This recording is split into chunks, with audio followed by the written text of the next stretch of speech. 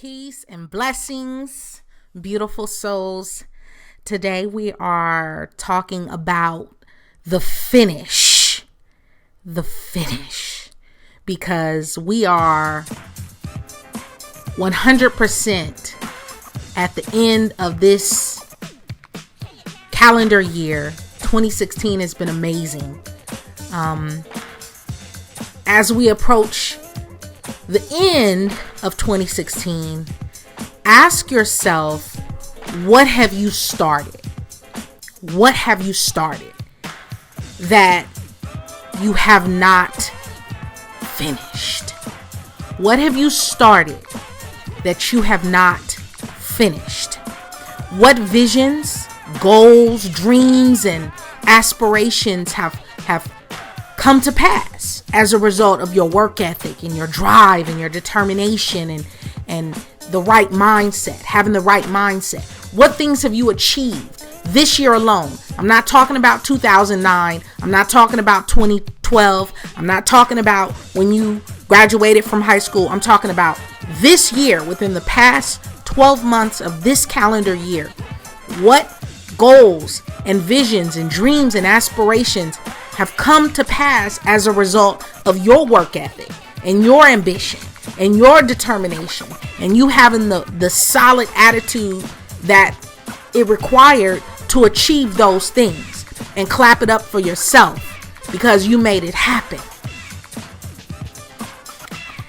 And what visions, what dreams, goals, and aspirations have fallen by the wayside, left, strewn along the field of broken dreams as a result of poor attitude, a negative attitude, negativity, toxic, low vibrating, negative energy, laziness, excuses. And we never want to identify excuses as what they truly are.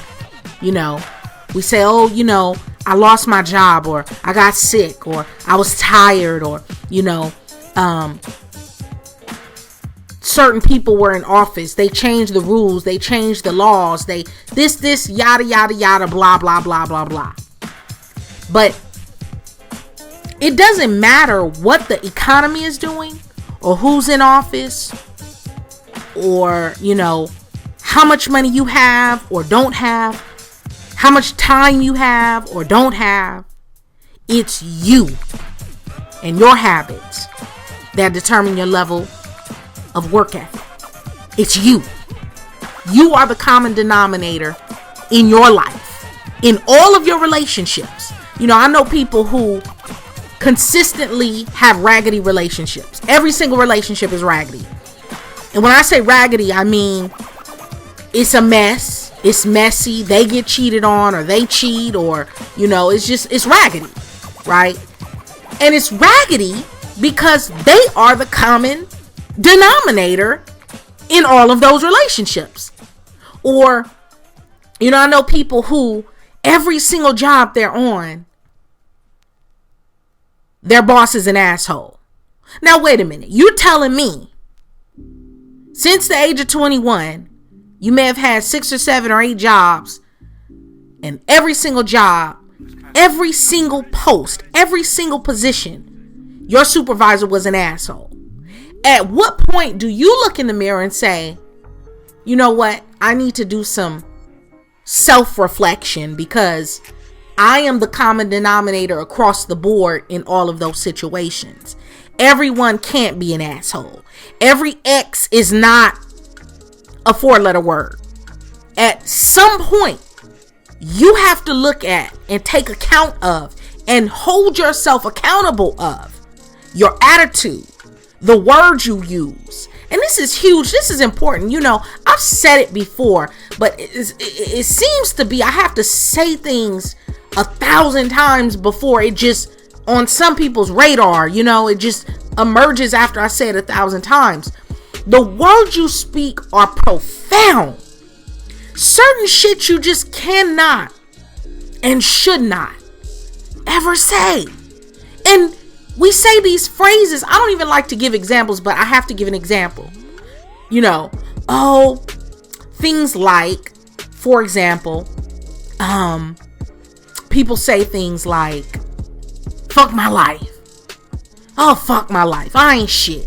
Or I can't never do this. Or, little things where you're basically claiming defeat. You're claiming victimhood. You're claiming, basically, you are reinstating and reaffirming being on the bottom. Somebody doing something to you, or you failing in some shape, form, or fashion. And even though you're not serious, you're saying it as a joke or just, something to say, but your subconscious mind, understand, your mind doesn't decipher when is she playing, or when is he joking, when is she serious, or when is he just, shooting the breeze with his friends. Your mind takes everything that you say. And so you have to be conscientious of the words you're using, especially when it comes to your visions and your dreams and your goals and your aspirations. One thing you will see in common with all men and women who finish strong, overcomers, conquerors, achievers, entrepreneurs, business owners, world-class athletes, titans, the rock stars of their field, whatever it is, whether it's in tennis or water tasting, they always speak greatness. They always claim it. And to a lot of us who don't know how to have the mindset of a titan, we'll look at them as though they are arrogant, but in a lot of ways, you have to speak like you're arrogant before you start to finish strong and make major moves, because you're speaking that what you speak, you're speaking it first and foremost to yourself. I don't care if you tweet it, put it on your Facebook, put it in your positive affirmations or your vision boards or whatever you need to do. Say it to yourself 1,000 times in the shower, but whatever you're speaking, guess who hears it first? Guess who hears it first? You do.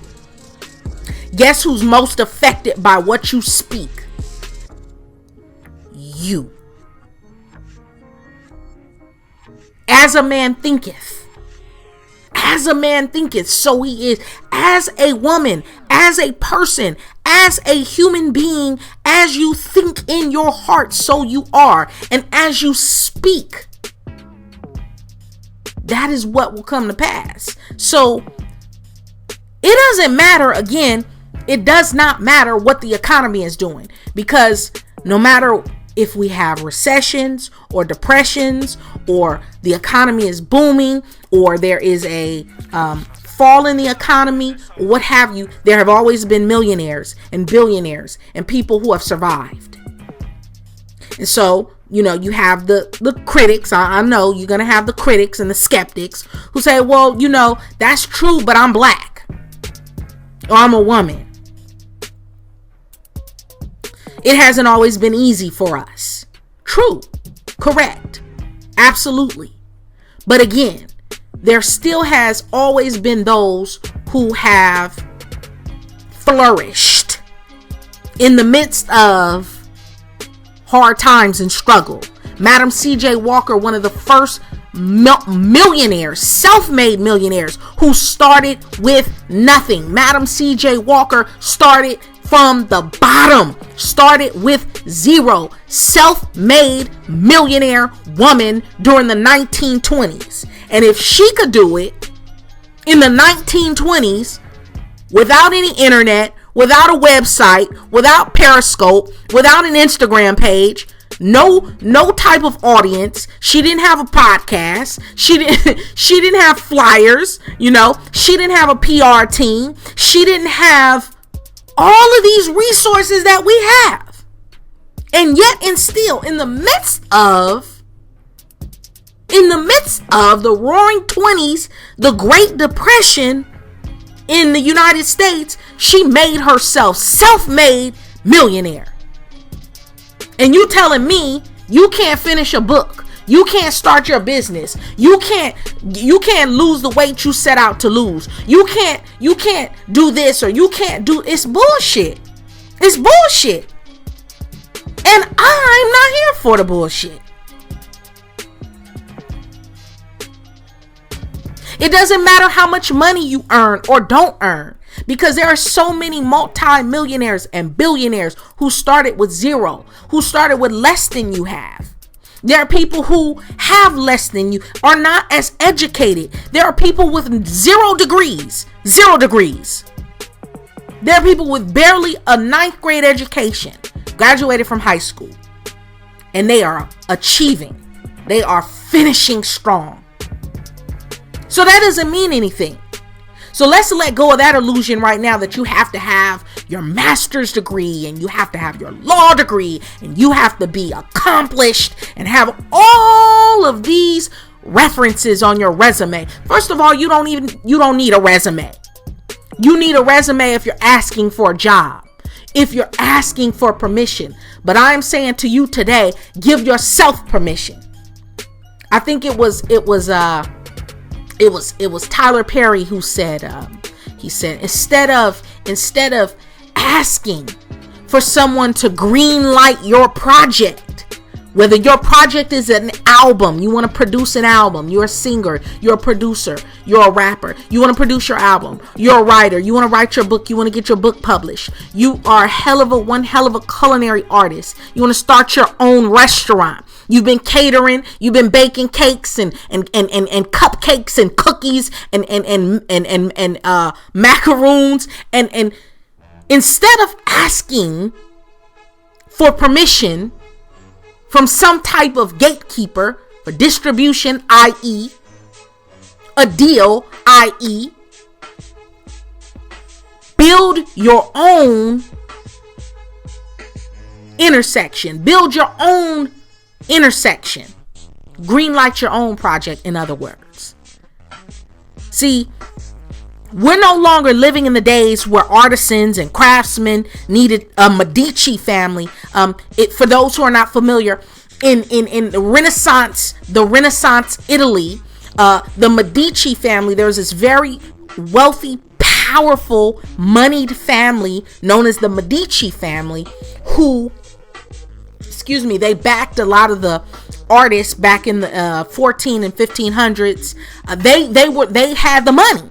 And so if you didn't have a sponsor, you had people like Vincent van Gogh and Pablo Picasso, and you had all these artists, and you had poets, and you had writers, and you had, all these artists, art. And they wanted to do their art, but it was always known that, artists were starving, artists were broke. Whatever your art is, okay? And when I say art, I'm not just talking about somebody who puts oil on canvas or acrylics or watercolors on paper. I'm talking about photographers and poets and culinary artists and entrepreneurs, and I'm talking about single parent households, single mothers who are bloggers and dog walkers, you name it.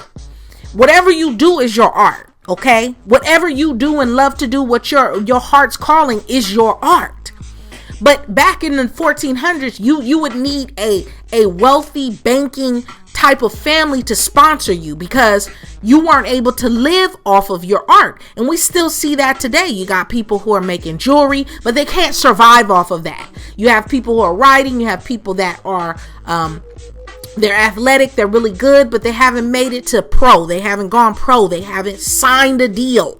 And so you need someone to pay your bills while you create your art. You need someone to pay your bills. You need someone to feed you. You need someone to keep gas in your car. You need some type of sponsorship. Well, guess what? This is 2016, 2017. You no longer need a Medici family. You no longer need a sponsor. You no longer need a deal.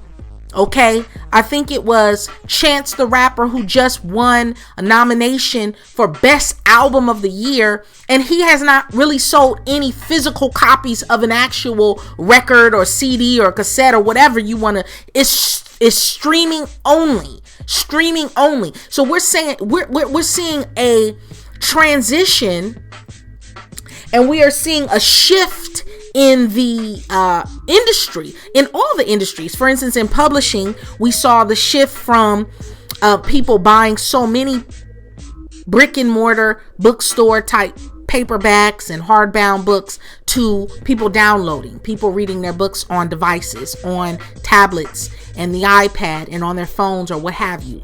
And so what that does is it causes the old world and the old way of doing things to have to close their doors. You shift it and now turn that old industry and that old way of doing things, you shifted it on its head. And you saw this with the music industry with the start of Napster. And what happened when Napster came on the scene is it opened the doors for businesses such as Spotify and Pandora and even YouTube Red and things like that. So what happened was a lot of the record companies were up in arms because they saw it was the end of an era. Now they're still making money. Don't get it twisted. Don't get it twisted. They are still getting paid. However, they're losing a lot of profits because where you had those people who in the past would go out to a record store and buy a record or go buy a cassette or go to Best Buy and go buy a CD or what have you. Now those people are just downloading it. You know, you can now find albums online. You could download the music. And so that they're losing a lot of cash. You still have people who are downloading from iTunes and paying for their songs, paying for their albums, things of that nature. But we saw a shift in the industry. And so I use those two examples to say we no longer need a Medici family. We no longer need the gatekeepers. We no longer need to go knock on the door of the mainstream publishers, publishing, record labels to get a deal. Even in starting your business, you no longer need a resume. You no longer need to ask for permission. And you damn sure don't need anybody's permission to finish strong. You just have to put in the work. You have to create and produce your work, and you have to do the work. No one's going to do the work for you. And so a lot of times we have these grandiose ideas and we're really ambitious, but we do not know how to finish. And it's really crucial that we learn how to finish and finish strong in this day and age. I say that because you have a lot of opposition against you. You have a lot of opposition against you. The not only have the industries changed, but your enemy has changed. Your competition has changed. And half the time, really, a lot of us are not even defeated by an enemy or an opponent or an adversary, but we are defeated because we're in our own way. Many of us, we cannot finish strong because we don't know how to establish habits and discipline, and we make up excuses. Most of the people who I talk to who do not finish strong, who do not achieve the goals that they set out to achieve, it is because they're procrastinating and they're making excuses. Oh, well, and some of them, some people are really honest about it and they'll admit, I've been procrastinating. I haven't been doing what I need to do. I don't go to the gym every day. I haven't been doing what I need to do. I don't work at it every day. I don't look at it and touch it and give energy to it every day. It's my fault. And that's good. Confession, what do they say? The beginning is confession. When you're an addict, Alcoholics Anonymous, you have to start with saying, hello, my name is Brandi and I am an alcoholic. Or hello, my name is John and I am an alcoholic. You have to confess and admit to what your shortcomings are before you can work on them. But the World Wide Web and an infinite number of services and products have made it possible to produce without any gatekeepers. You no longer need gatekeepers. Gatekeepers have been put out of business. You no longer need to ask for permission to get the distribution and to get the access. I'm not trying to sound racist here or I'm not trying to be any kind of way. But for a long time, you have a very powerful and wealthy Jewish population, Israeli Jewish population, Ashkenazi Jews, people coming out of what is currently called modern day Israel. And these people are powerful, okay? Rich beyond your wildest imagination. Their families, a lot of them, their families are the banking families. They are the families who invested during the various booms in the economy, especially in the American economy, but worldwide, really globally. Their families were instrumental in the Wild West being opened and discovered. And you had, Las Vegas and the casinos. A lot of the casinos, the money behind that is very powerful, wealthy Jewish families.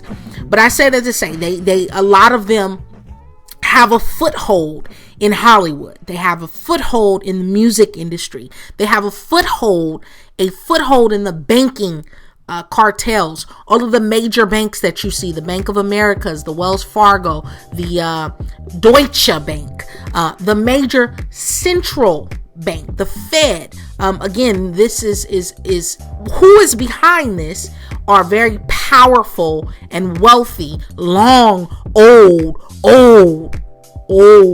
money. And it's these Jewish families. Again, this is no shade, but you have to learn. You have to read your history, and you have to read alternative history, meaning the history that was not given to you, the history you were not taught in school. You have to go to the library and read on these things, and you'll learn who runs things.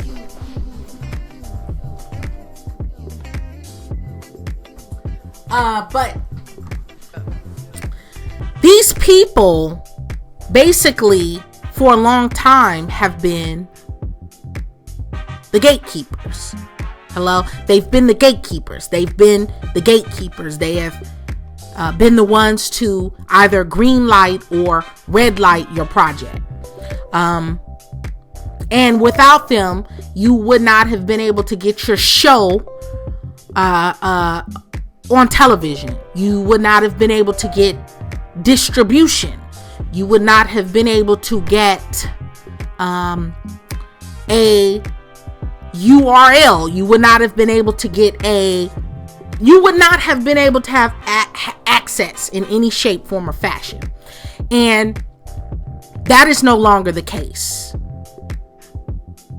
That is no longer the case. You no longer need to go to these people and beg for a spot in their arsenal or a spot in their lineup for whatever it is, because a lot of times as artists and people starting businesses, and even just regular people who are just trying to, do major things, you feel like it's not major unless it's on a level of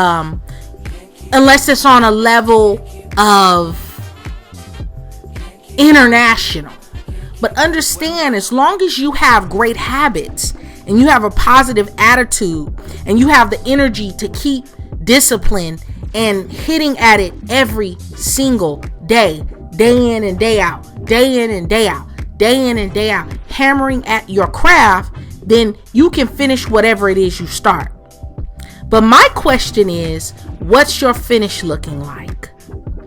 What's your finish looking like? Because sometimes how you leave something is as important as how you start it. Ask yourself, do you leave things better than you found them? I don't remember where I read this, but I read somewhere that you should always leave things better than you found them. I honestly can't quote who said it, but it's like, even if you go to a bathroom, you go to a public restroom, and that restroom is filthy, right? There's toilet paper everywhere. There's napkins and paper towels all over the floor. When you go into that stall, you make sure when you come out of it, it looks better than it looked when you went in. It's something that minor. That's just an example, right? Whether you may start a new job. You may have started a new job and it was raggedy when you got in that position. It was a raggedy position. It was raggedy. Shit was everywhere, disorganized, no organization, no order, right? Shit was everywhere. And so you had to organize it. All right. But the question is, when you left that job, when you left that post, when you left that position, was it still disorganized? Or did you organize it? Did you organize it? Do you improve on the original? Or do you just take away from? Because see, most people are just consumers. Most of us consume. And very few of us actually add, produce. I've said it before. Most people don't even know how to start something that's never been done before. They have to have some type of prototype. They have to have some type of blueprint or an example. They have no idea how to just be creative. And so those rare few people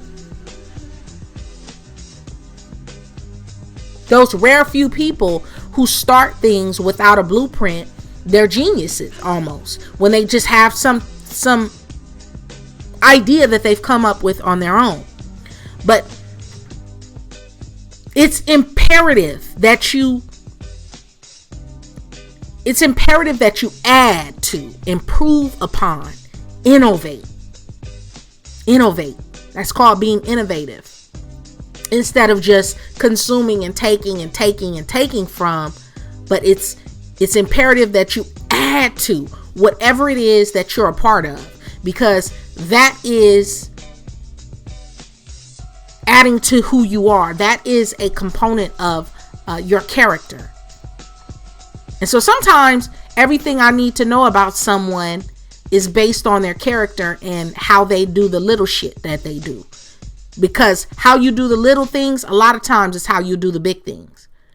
So case in point, some people say, well, if I had $1 million, oh my God, if I won $1 million, if I got $1 million, I would do this, that, and the third. I would get a yacht, I'll move, I would go to Italy, I would go to Paris. Okay, but here's the thing. You don't even know how to manage $1,000. Hello? You don't even know how to manage $1,000. So if you're telling me you really believe that you don't know how to manage $1,000, as soon as you get $1,000, it's spent. I know people who this coming tax season, they're going to get a check.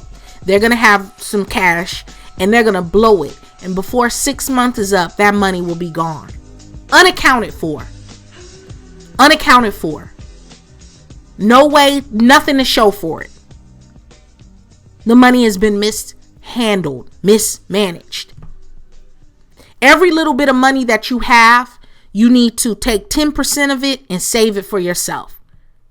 10% of everything is yours to keep. 10% of it you need to invest. 10% you need to invest. And then 10% you live on. But most people with $1,000, they'll blow the whole thing.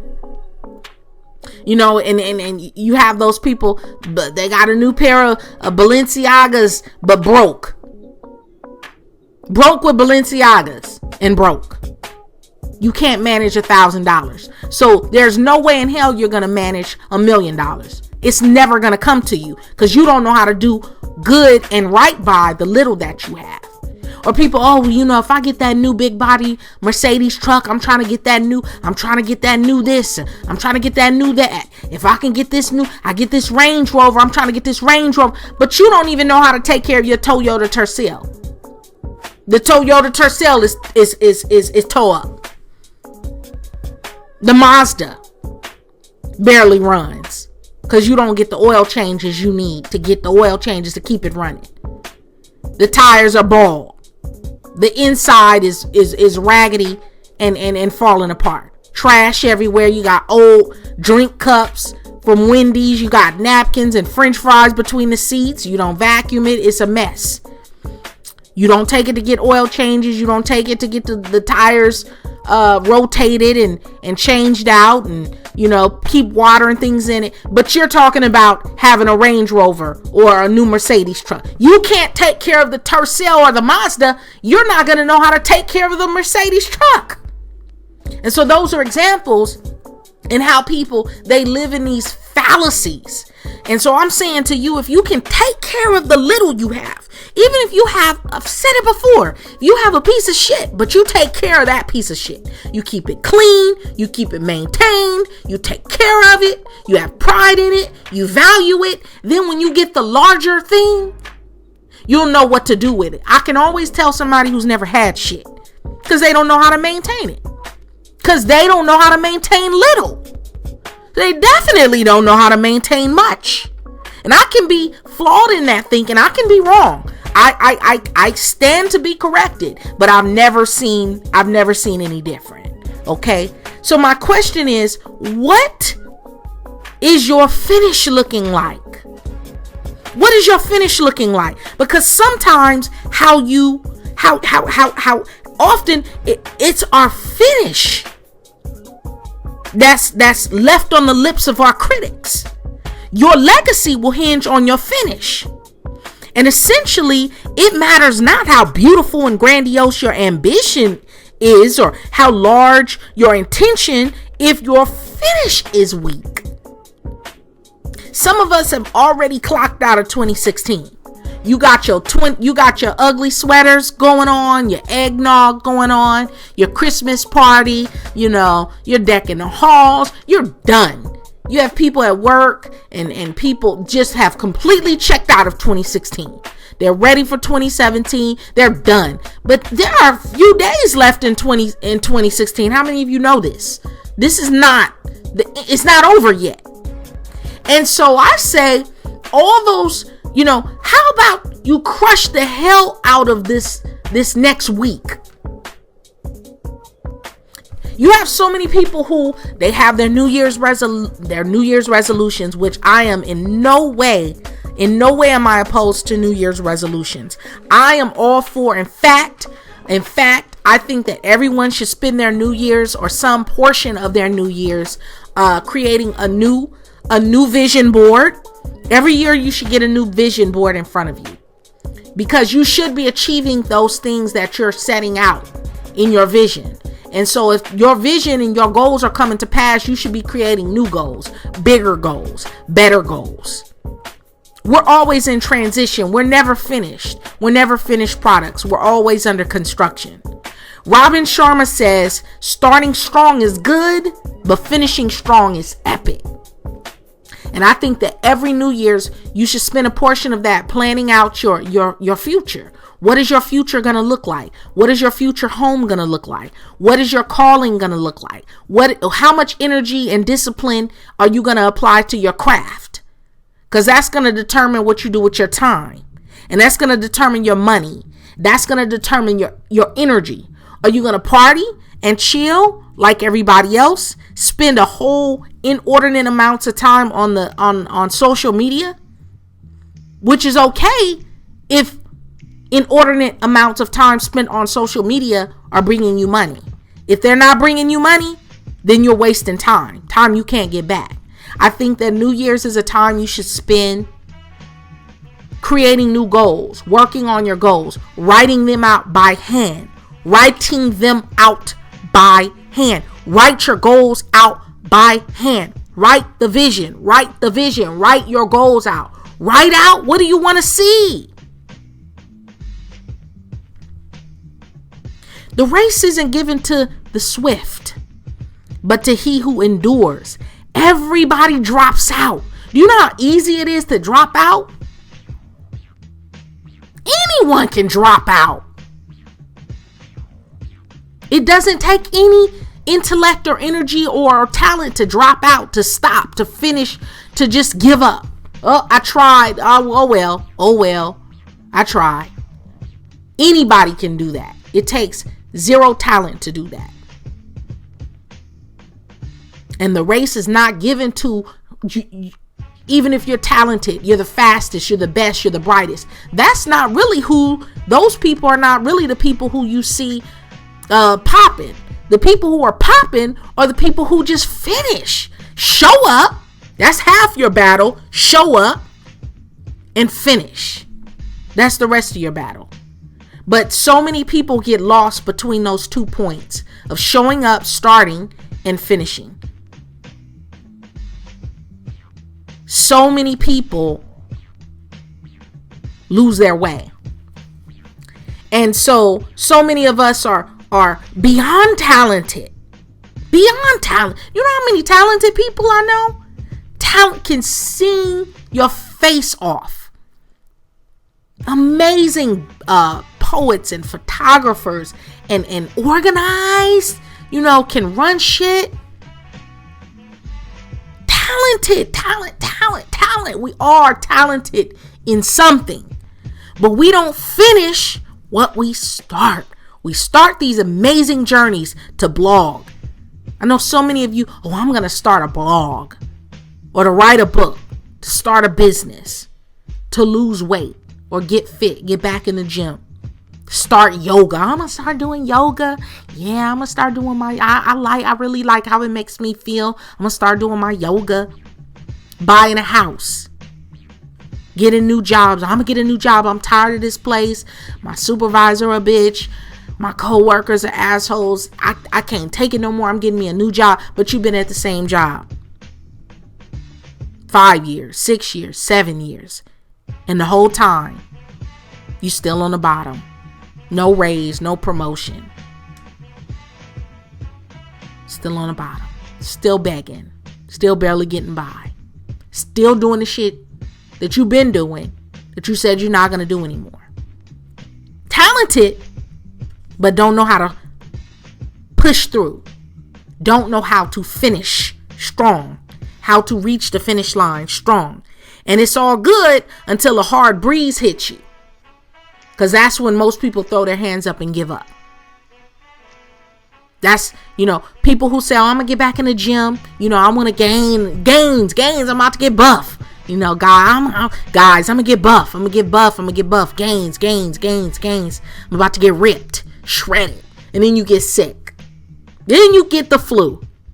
And then it's no more shredded. It's chilling on the couch with Cheetos and fuck all that shit. Is down the drain, right? Or it's I'm gonna start a business. I'm doing it. I'm selling things out of my trunk. I got it. I'm doing this. I'm making money until all of a sudden, car problems, and now that's throwing you off. Or what? You name your chaos. You name your category 1 traumatic event that throws you off your square. And then you don't finish. You give up. And I know. I speak from experience.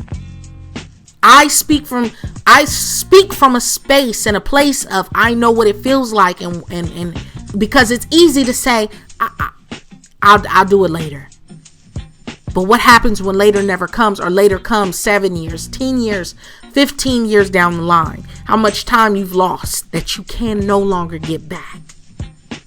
So, what does a strong finish look like? What does a strong finish look like? Well, first, what do your rituals look like? Because typically, in order to finish anything or do anything in a systematic way, you have to have some rituals, right? Just like most of us, every day we bathe, we shower, we brush our teeth, we brush our hair, we groom ourselves. That's a ritual. What are your rituals? It may be, every day after work, I go play tennis. Every day in the morning, I go for a swim. I have a bagel and lox. Whatever your ritual is, that is what's going to push you through, pull you through. And so those who use their minds to create these valuable things and finish strong are rarely haphazard in their habits. Even see, some of us, any little thing that comes up, we'll forego our habits. We'll forego our what we've set out to do. If we even have shit set out to do. And you have to train yourself to be organized and systematic. I talk about it in the book, The Art of Grind. You have to, in the beginning of the year, so 2017 is coming up. It's 2016 still. Go get your organizer. Don't tell me you don't have an organizer. You got to get an organizer. You got to get a calendar. You have to have a calendar, and you have to have an organizer. And you have to organize your day. Gary Keller says, if it's not on the calendar, it doesn't exist. It's not going to happen. If you don't have it sketched out, baby, it's not going to happen. If you don't say, well, at 8 o'clock on Mondays, Wednesdays, and Thursdays, this is what I do. On Tuesdays and Thursdays at 6 p.m., this is what I do. On Saturdays and Sundays from 12 to 3, this is what I do. If you don't have that somewhere written out and hold yourself accountable, you're not gonna have any discipline. That's the first step. You have to train yourself to be organized and systematic, because they don't teach you systems and organization in school. That's something you have to train yourself to do. They teach you their rituals, but they don't teach you how to be systematic in your rituals. You have to train yourself to be disciplined when everyone else is turned up. So even when it is the playoffs, even when it's Super Bowl, even when Mayweather is fighting, even when it's, you name it, whatever the event is where everybody is going to be attending, everybody's going to be watching, everybody is going to be tuned in, but you know that's the time you're supposed to be given to going to the gym. Because you told yourself, in order to achieve this goal or that goal, these are the things that I need to be doing. I need to be at the gym, or I need to be sitting down in front of the computer writing, or I need to be working on my business, or making clothes, or working on my culinary, working on getting my restaurant off the ground. Whatever it is that you said your goal was. But instead, you follow the crowd because everybody else is turned up. And everybody else is watching the Super Bowl and watching Empire and tuned into the Grammys or tuned into the American Music Awards or what have you, etc., etc., etc. That's what you do. And guess what? You end up like everyone else. And you don't finish. Only discipline enables you to finish strong. And if you just want, if you wait for inspiration, and you wait for the muse, quote unquote, you won't get shit done. Because the muse shows up when she wants to. The muse is fickle.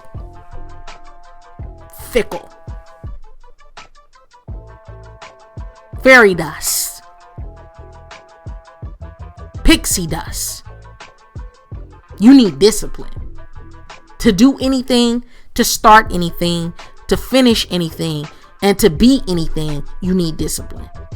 And you have to discipline yourself. That's the crazy thing about discipline, is it's not something someone else can install in you. They can, but it'll be by force and pain. When you do it yourself, in the beginning it'll be force and pain, but it will create the most beautiful, beautiful outcomes.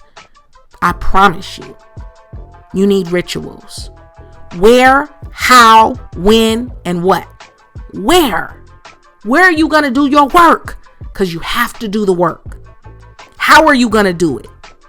Get real serious and organized and systematic and do it now. Don't wait till January 1. Don't wait until 2017. Start it now.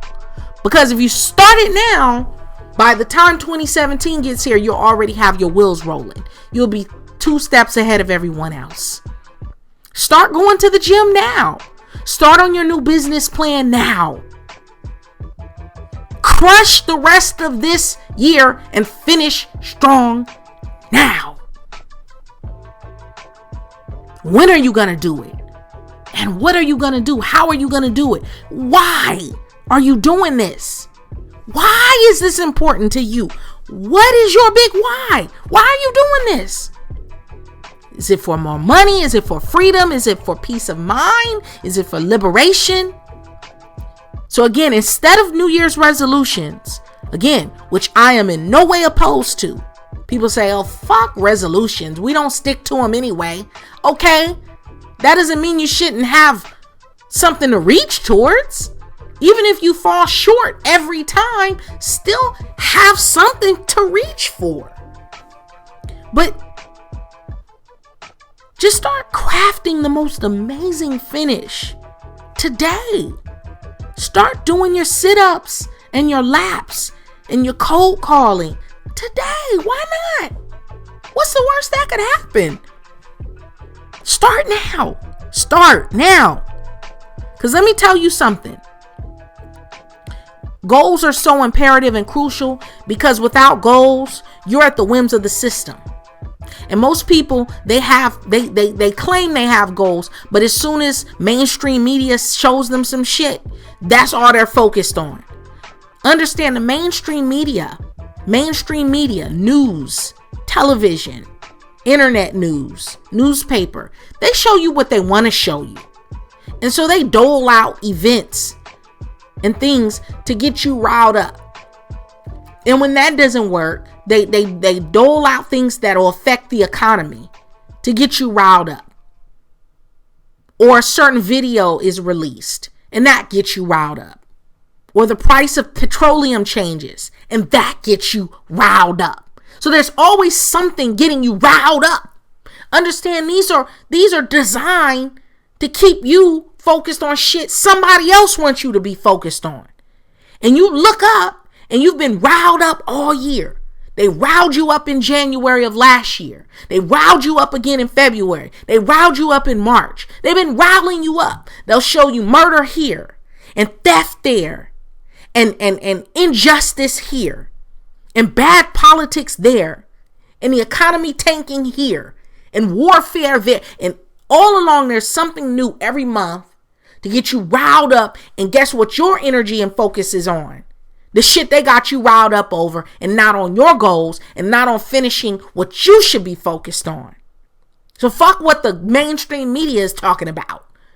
Because mainstream media is not trying to feed your kids or see your legacy bronze and beautiful. I'm trying to see your legacy bronze and beautiful. And I'm trying to see you finish strong. That's all. I'll see you all next week. Peace and finish strong.